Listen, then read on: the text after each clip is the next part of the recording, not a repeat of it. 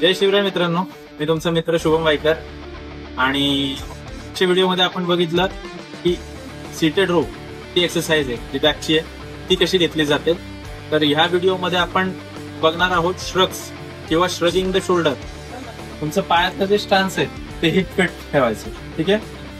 गुडघे नीज हे थोडेसे बेंड करायचे, थोडस दिवस गुडघे बेंड करते.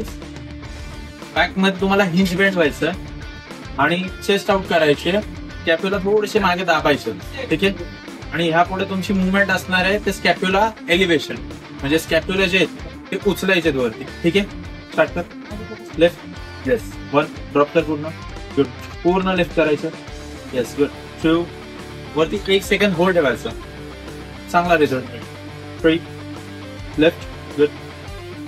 4 मस्त. लेफ्ट.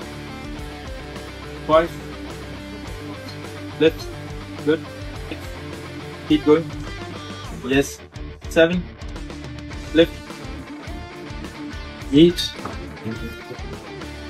तर यात तुम्ही बघताय की त्याचा जो स्कॅप्युला आहे हा एलिव्हेट होतोय आणि डिप्रेस होतोय, एलिव्हेट होतोय आणि डिप्रेस होतोय. ही जी मुवमेंट आहे हिला म्हणतात स्कॅप्युला एलिव्हेशन.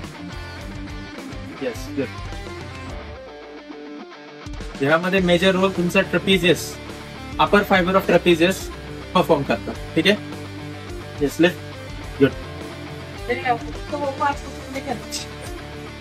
मस्त.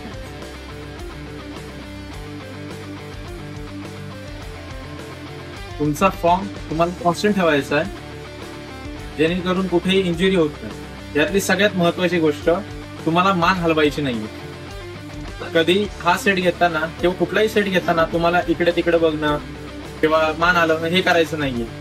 ज्यावेळेस तुमच्या हातात वेट आहे तर तुमची जी पोझिशन असणार आहे ती फर्म असणार आहे, कॉन्स्टंट.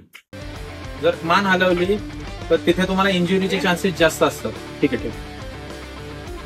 तर ही होती आपली स्ट्रक्चरची एक्सरसाइज आणि त्याच्या रिलेटेड बेनिफिट्स, कशी करतात, ती का करतात, ह्या सगळ्या गोष्टी. अशाच इन्फॉर्मेटिव्ह व्हिडिओसाठी माझ्यासोबत सतत राहा. लाईक करा, शेअर करा, सबस्क्राईब करा.